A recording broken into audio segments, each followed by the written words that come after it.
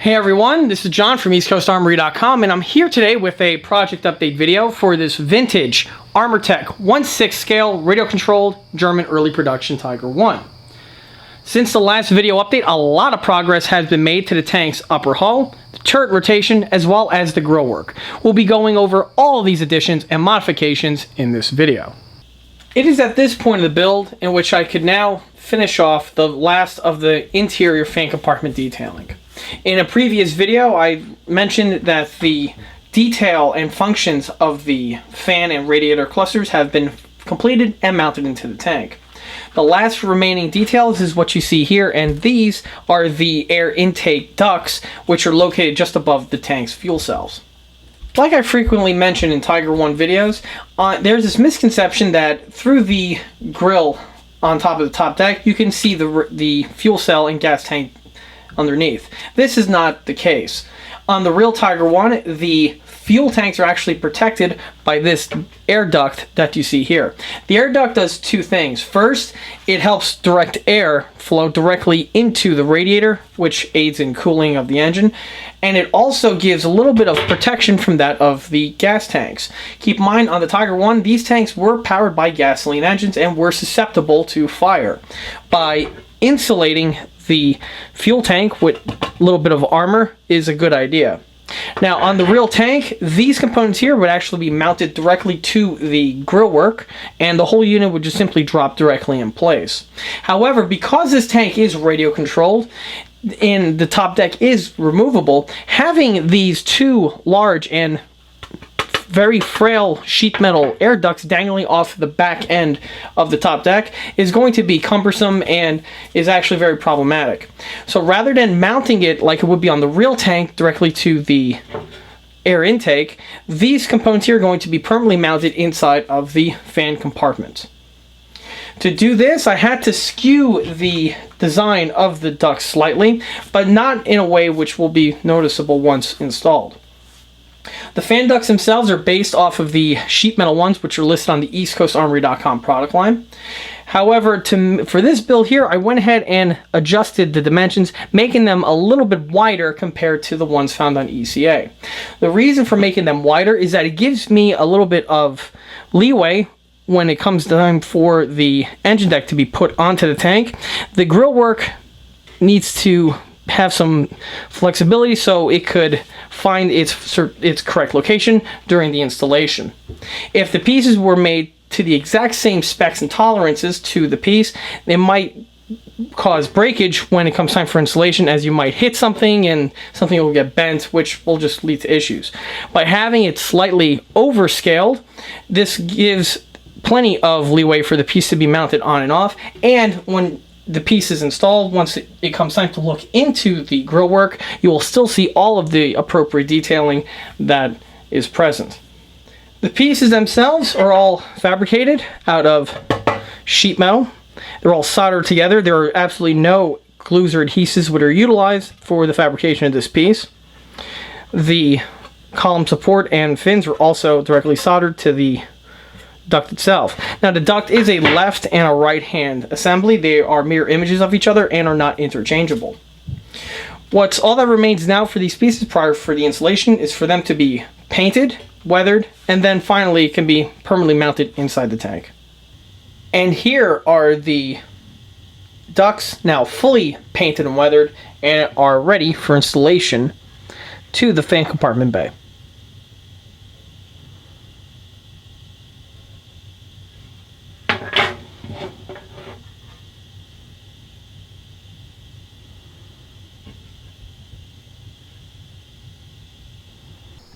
And here are the ducts now mounted to the model. This is a mirror image on the opposite side of the vehicle. Both of the ducts are installed with the exact same way, and that is of two small little hex bolts, which are located on the side of the ductwork. The hex bolt detailing blends in with everything, and then once the top deck is on, will just disappear inside of the compartment. Now, the duct is only held on with these two fasteners, like I said before, and if you notice, there's a small little space on the opposite side. This is again for clearance for that of the fasteners for the side skirts, as if I would have made it flush with the side of the hull, it could have had issues with the side skirt mounting fasteners, which were discussed in an earlier video. To help fill up the space and keep everything nice and solid, a small little piece of styrofoam was siliconed in place, and that acts as a buffer, helps reduce any sort of vibrations, and keeps the ductwork in a nice solid position and prevents it from moving around, which can cause issue if this piece is misaligned and the top deck goes on. It could snag this corner here and cause damage. Just like with the other parts, it was also done to the reverse side, and everything fits nice and evenly. Prior to going ahead and working on the grills, the hatch, as well as the other components, I actually need to address the top deck itself. Now, the top deck that you see here is the type of pattern which is found on the first 2 batches of Armortek kits which were released, starting with the first rendition of their mid-production tank, which came out in about 2002 or so, and the early production batch, which was released back in 2005. These versions of the Armortek kit feature the top deck in the way you see it here, which is nothing more than a single piece of laser-cut steel plate. The same exact material was used on this kit for the sponsons as well as the floor pan. Just like with all the other components found on the kit, they are fully perforated with their mounting fasteners for not only mounting the top deck to the tank, but also the equipment which needs to be fastened to this component. Now, it's also interesting to point out that, like I said before, only 2 renditions that I know of the Armortek kits received this pattern of top deck. After this version of the Tiger, the kits were redesigned. The redesign featured a replacement of the medium. Rather than using steel plate for this application, they transformed into aluminum. The aluminum alloy top decks also had a change in their design, and rather than having it be one solid piece that encompasses the entire top roof of the vehicle, the redesigned versions split this in half, where you have the one aluminum plate which goes up to the grillwork, and a second aluminum plate which goes from the grillwork on aft, which mounts on and helps secure the engine hatch and other rear deck fittings. This is yet another indicator of which version of the Armortek kit that you're dealing with, specifically if you're finding and bumping into one of these kits found on the secondhand market and are trying to distinguish which release it was. Now, currently the top deck that you see here is ready for its additions as well as its components. The only mods that I currently made to this section here was I expanded the cutouts for the rear grillwork. The reason for this was because of the mods being added to the rear grillwork, I needed to make room for the extra clearance. To do this, I went ahead and amputated these 2 sections of steel which were integral to the plate. These were removed via a angle cutter and a Dremel with a cutting disc. Now, this material is very tough to work with, so you do need some good tools in order to cut these off. If you're trying to do this procedure and have nothing but a Dremel on hand, you're going to be putting a lot of extra wear and tear on the Dremel, and I strongly recommend a simple angle cutter to do this. With the pieces removed, the entire top deck, as you can see, was added with its primer on both the exterior and the interior coating as well. Now, it's also very important to keep your orientation correct when it comes to working with one of these top decks. And what I mean by that is it is very easily mistaken, and you can install the components on the underside of the plate and not realize it until it's too late. The way to distinguish that this is the top part of the plate, not the bottom part, is with this hole found on the right-hand corner. This hole that we have here is for that of the German antenna base. On the Tiger 1, the antenna base aerial is located in this location here. This hole is only found on this location of the top deck, and if we notice, is absent on the reverse side. If this hole is on the right-hand side, you're working with this panel right side up. It also doesn't hurt to, with a pencil, to write up on the section of the hull, which I'm more than likely going to be doing, just to avoid any confusion as the build progresses. Now, another bit of precautionary warning I have to give for anyone who's working on one of these type of top decks is due to the material that the pieces are made of, which is that of a mild soft steel, in combination with the relatively open cutout areas of the rear, and even with these hard squared off sections in the front, these plates here are susceptible to bendage. And what I mean by that is that if the plate were to fall off the table, or if you were to have an accident, something were to fall onto the piece, if it was, say, leaning up against something, the plate will definitely bend on you, and it will affect with the remounting onto the vehicle. Now, if it does bend, it's not necessarily an issue. It could be straightened out with that of a rubber mallet, as well as a handheld anvil, but it is something to keep aware of. So much so that when Armortek were designing these kits, keep in mind this kit here is designed to have a very large bulkhead, which is designed to be bolted to this section here. This does heavily add rigidity to the rear. Now keep in mind this build specifically will not be getting that bulkhead. As well as mentioned in the earlier videos, there is a large aluminum bulkhead found on the inside, on the front and rear, to give stability to the piece. Now, like I mentioned before, the plate was thoroughly painted with red primer. The reason for that was to not only prep the material and getting it ready for its additions, making it nice and uniform, but another reason was to actually also help protect the steel plate.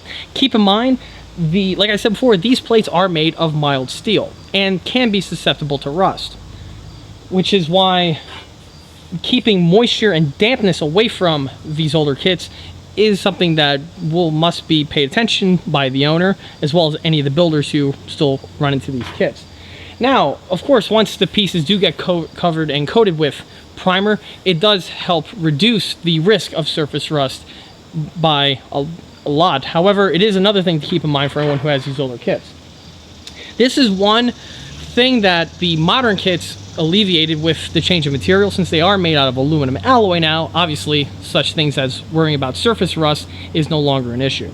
Now, the builder did know this, and to his credit, he did thoroughly coat the top plate with etch primer, so there is a coat of etch primer underneath. The secondary coat of primer gives you a little bit more extra protection, and also, again, helps prep the plate for the additions that I'm going to be making to the piece. The very first bit of equipment which I will be adding to the top deck will actually be that of the turret bushing.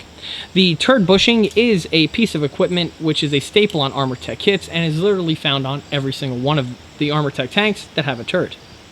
The bushing, in my opinion, is a fantastic bit of equipment and definitely aids in the rotation performance of the turret, as well as also with the overall fit of the tank. Now, on the very early versions of the Armortek releases, namely this version here from 05, as well as the mid-production unit from 2002, the turret bushings were comprised out of these two components that I have here. As you can see, they are comprised out of two rings of CNC'd brass. These brass rings are to be mounted to the turret opening found on the top deck. Now, for anyone who has built any of the recent builds of the Armortek Tiger or any of their other tanks will know that this looks very different. Since the release of this version of the kit, Armortek redesigned the turret bushings, and now all of the tanks that they've released, the turret bushings are comprised of a single brass CNC'd ring that mounts to the top deck. It definitely helps speed up production and also simplifies the installation compared to this first generation offering. Now, these rings here are not terminal. In fact, will be utilized on this build, and the other vintage Tiger 1, which is found in the ECA collection, that's also seen on the ECA YouTube channel, utilize the exact same pieces. So they can be made to work very well. As for mounting them on, you will see that the ring is slightly larger than the clearance hole for the turret on the top deck. I could fit one of the rings on, and the second ring does fit on, however it needs a little bit more coercion. This is a type of application where you are going to have to remove a small bit of material off one of the rings in order to get the ring to first fit on. Now, as for actually securing the rings to the hull, the instructions, the original Armortek instructions, went ahead and said that the best way to do it is that of epoxies. Use a strong style of epoxy, and that should be more than enough to keep the rings to the top deck. Well, I can tell you from first-hand knowledge of using only epoxies, that is not going to be the case. You see, for mounting on these components here, you're going to need to use fasteners. This is also true for the single piece rings today, but it's specifically true for the dual ring versions. Now, as for using fasteners to secure the ring, you will notice that the kit does have small indexing holes for use of fasteners, which are found on the top deck of the vehicle.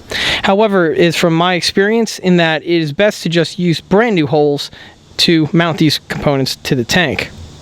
Before I can start drilling and mounting the pieces on, you'll notice that I went ahead and with a pencil, I marked the sections in between each of the holes with a pencil.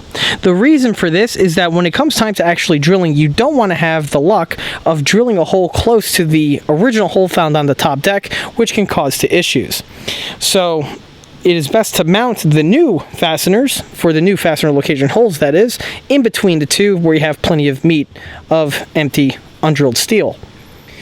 With the pieces drilled out, I could then temporarily mount on the brass rings, add the pencil lines, and then that gives me a location to drill the holes and the countersinks on the brass ring.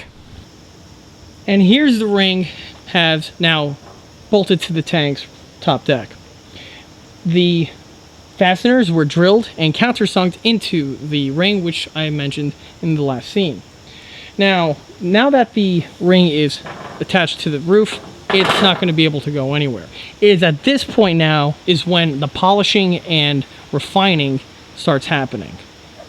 Because the ring is comprised out of two pieces, when it gets bolted to the tank's roof, it is not going to be a perfect circle, and you're going to have the ring is going to be in a somewhat oblong shape like the way I have right there in my hand. If I try to mount on the turret, you will see that the turret simply does not fit into the ring in a nice smooth manner, as we can see here.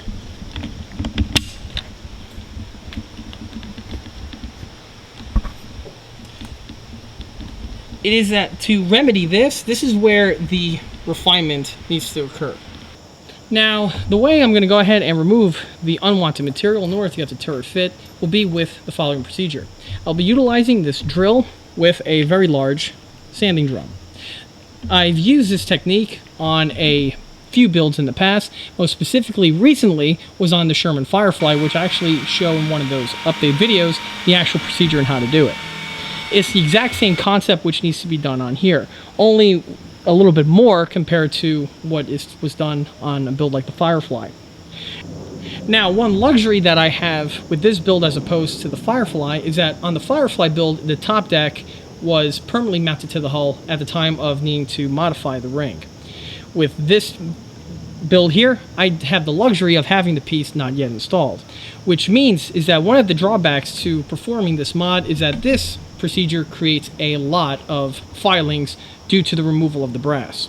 And when the tank was built, like on the Sherman, I really had to put a lot of effort into sealing off all of the open areas to minimize as much as possible the amount of filings that need to end up in the hull that get vacuumed up. With this piece obviously not being mounted, that's not going to be a concern. Now, I can visually see where the areas of the ring are non-symmetrical. These are going to be the first areas that are going to get hit with the sander.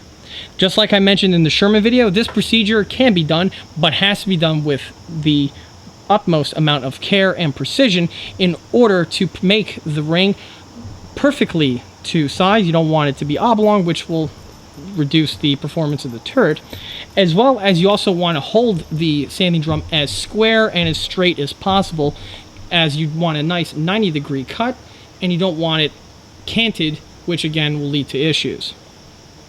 Now, this is a procedure where it has to be done by eye, where you remove a little bit of material, test fit the turret, and see where it's snagging to then remove and restart the cycle. You need to do this until the turret fits perfectly onto the hull and spins with a minimum amount of effort.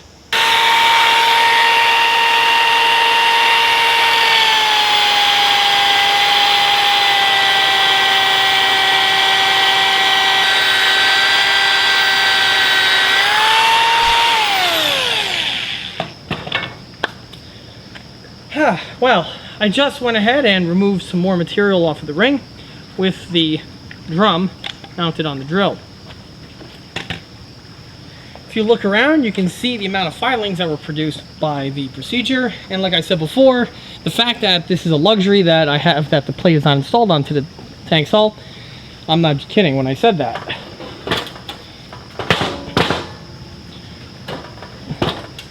With the material now removed, I can test fit the turret on. Now, I have been periodically drilling and test fitting the turret just prior to this scene, so I should have the piece fit on with little effort. And there we go. And here we have a better view of the seam which is left when the turret is connected to the top deck. As you can see, the turret does not sit flush with the top deck. There's a even 1/8 of an inch gap separating the two, and this is correct and as per the kit. Even though the turret fit onto the hull in a nice smooth manner, I went ahead and polished the ring even further with some hand sanding with some sandpaper. The hand sanding really removed any of the burrs which may have been remained from the sanding drum process. I also went ahead and polished down the fasteners. Even though they are countersunk, some of them did stick up very slightly from the brass ring, and after the polishing they are now a lot more smoother and will give a lot less snag points or potential snag points when the turret gets mounted on fully. Another place to focus on are actually where the two joints of the rings meet. Even though they are mounted on nice and flush, there is still going to be a slight height difference between the two, just the nature of the installation. By polishing them down further with a Dremel, with a cutting stone, or even a sanding drum for that matter, with a little bit of sandpaper after that, really gets the pieces to a nice flush and smooth transition, which again will all come into play when it comes for the actual rotation of the turret. We'll just test fit the turret on one more time. Very nice. It is at this point of the build where I can start dabbling with the tank's turret. Now, the tank's turret that is on this build is the Armortek first pattern of turrets. These turrets here with this design are found on 2 batches of the Tiger.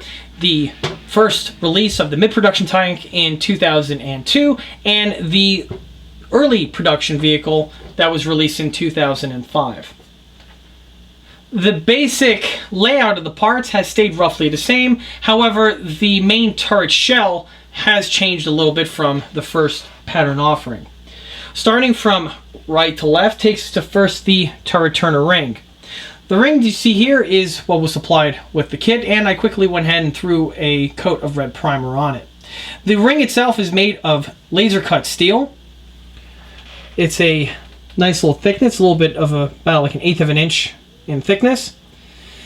It's pre-drilled and has all of its teeth for turning and rotating the turret present.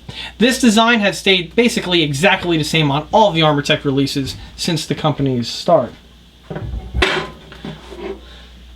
This component here is a component that locks into the front of the turret. On the real Tiger 1, it actually is what mounts on some of the internal mantlet mounting equipment on the real tank. The way Armortek represented was that of a piece of CNC cut aluminum, which gets mounted into a milled out slot which is found in the front portion of the turret. This has stayed basically the same on all the Armortek kits, and it works very well. Moving to the turret top itself, this plate here is a steel piece. It's all laser cut and is pre-bent. Now, the piece was primed by the owner and the individual who started the model, which is a nice thing to do. Specifically, like I mentioned before, with the mild steel plates, they can be susceptible to rust, so getting them into primer is a good idea.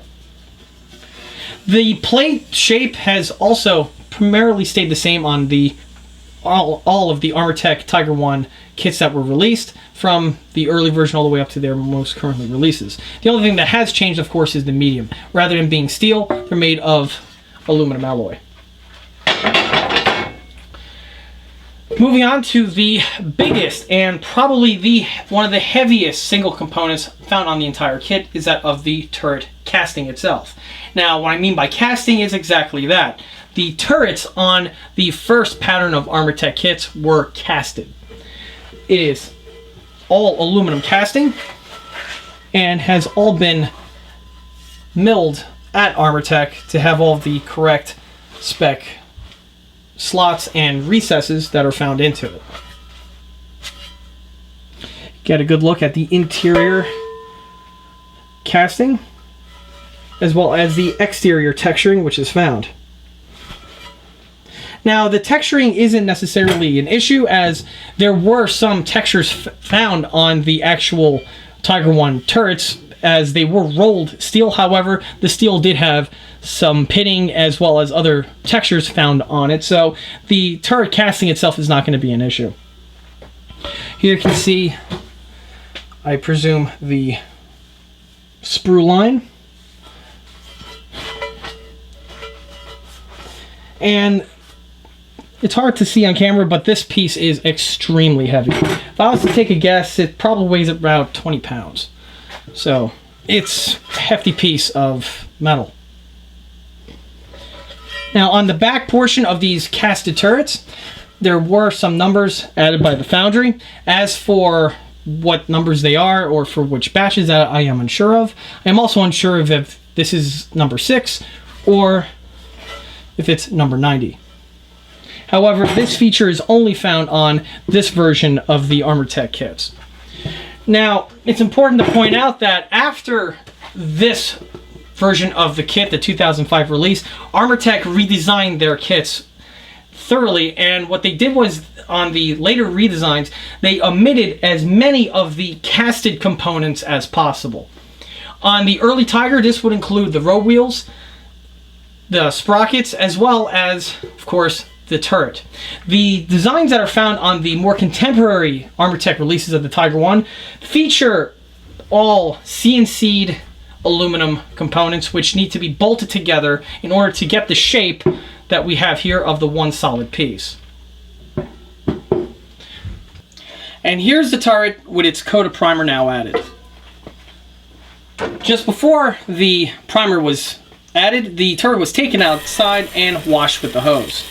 This went ahead and removed any sort of dust or particulate that may have been on the turret's surface. After the turret was thoroughly dried, the primer was added. Now, I do get this question occasionally as for which type of primer to use, as I have used gray and red on different projects.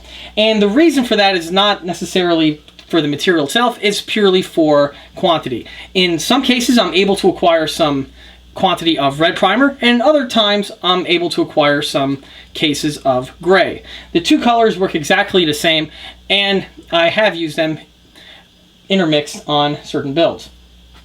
The only time primer color comes of importance is if I'm doing something specific with a specific type of weathering or specific type of paint pattern, to which then the red or the gray is needed. Other than that, it really doesn't make much of a difference. The entire turret, both interior and exterior, have been thoroughly painted over. And as you can see, in addition to painting the turret, I went ahead and installed the turret rotation ring. The ring is mounted to the turret with a series of fasteners which were kit supplied, and all of this is done out of box kit with no mods needed.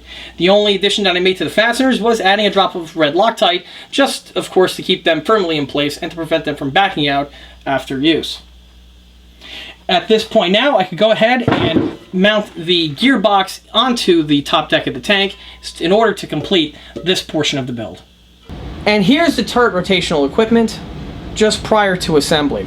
The way you see the components right here, they're taken directly out of the parts bag, which was found on the 03 kit.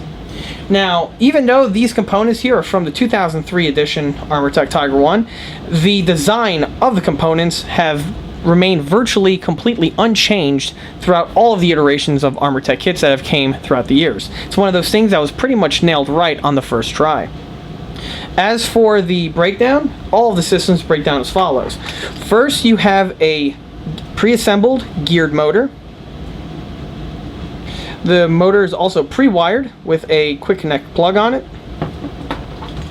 We have a CNC aluminum motor mount that is all pre-drilled. And the most important part here is the actual gear itself. The gear is comprised out of a steel gear stock and a brass bushing. It is all completely pre-tapped and assembled in the format that you see here. The component will simply be assembled. However, just prior to the assembly, the motor mount will receive a shot of primer. Once it's fully primed, everything will be assembled. And here's the turret rotation motor now, all assembled and ready for installation to the top deck. The assembly is very straightforward. We just have 4 bolts which are connecting the bracket to the motor mount. Now it's important to note that red Loctite is used on all these fasteners and is 100% recommended, as this is one piece you do not want rattling loose on you when the tank is in operation. A cap screw was utilized on the rotation gear, connecting it to the flat on the drive shaft. As you can see, I did not use the grub screw, which would have originally been recommended by Armortek. The reason for using the cap screw in place is that the cap screw does give me better torque and allows me to firmly grip into the component with a lot more authority compared to the grub screw. Since this component makes no contact with anything whatsoever, it is okay for it to emerge from the brass bushing, as it's not going to hurt anything, so it's totally benign in using this type of fastener for this application. With the brass ring completed, it was then time to mount on the turret rotation motor. The motor and gearbox assembly was mentioned in a previous scene. In this shot here, the motor and the gearbox has been permanently mounted to the top deck of the vehicle.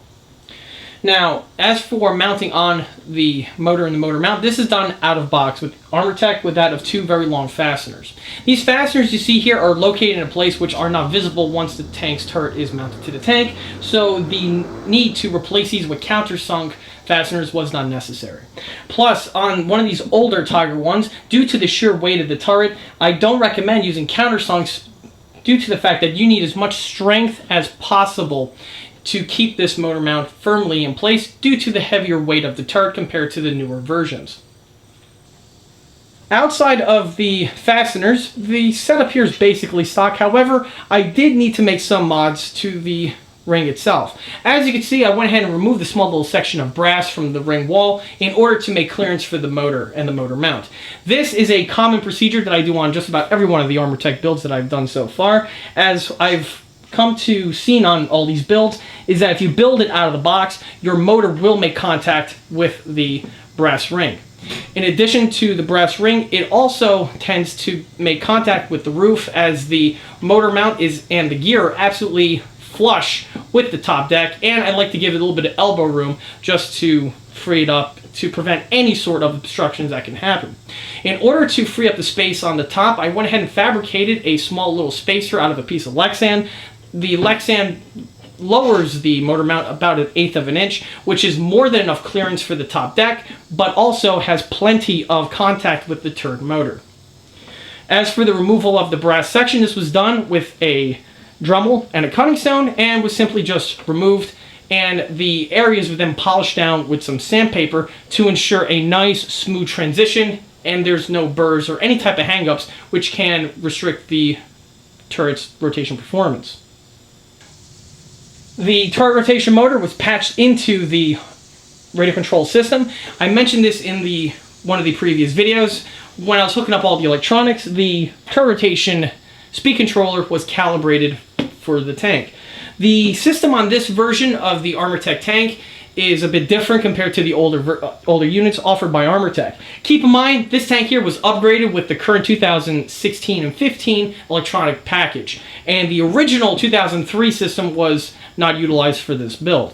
For the 2016 package, the motor is the same exact connection points as the older system, so no compatibility errors were found there. As for the actual speed controller, it is an independent speed controller that you get from Armortek. You plug it in, and you do have to do a simple calibration system to hook it up to the radio. Following the kit's instructions, I found it very simple to go ahead and do this. Once everything is hooked up, the system is pretty much problem-free. To test it, I will plug the batteries in and turn on the tank. Okay, I will now turn on the tank. I'll first turn on the radio. The radio on. I will now turn on the tank. Now the tank is on, I will rotate the turret.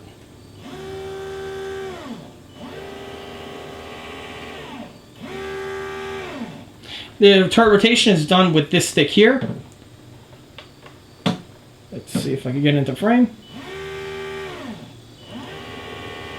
As you can see, the turret rotation gearbox is a very smooth one, which is typical for Armortek builds. Now, before I put the turret on to test it, one thing to point out is that after the build progresses to a certain point, the entire ring here will receive a smear of grease, which I do on all of the Armortek builds, and what that does is that it goes ahead and gives it some more lubrication and allows it to spin a lot more freely compared to the way it is dry.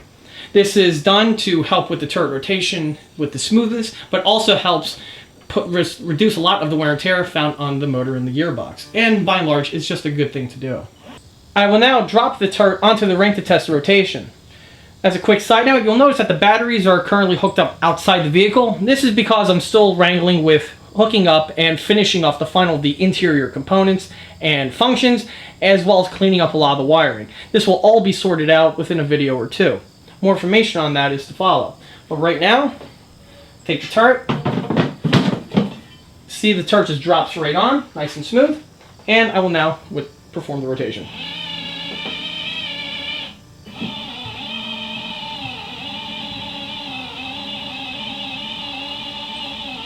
Now, as you can see, the turret doesn't exactly turn very fast, but this is almost relevant to the real vehicle at hand.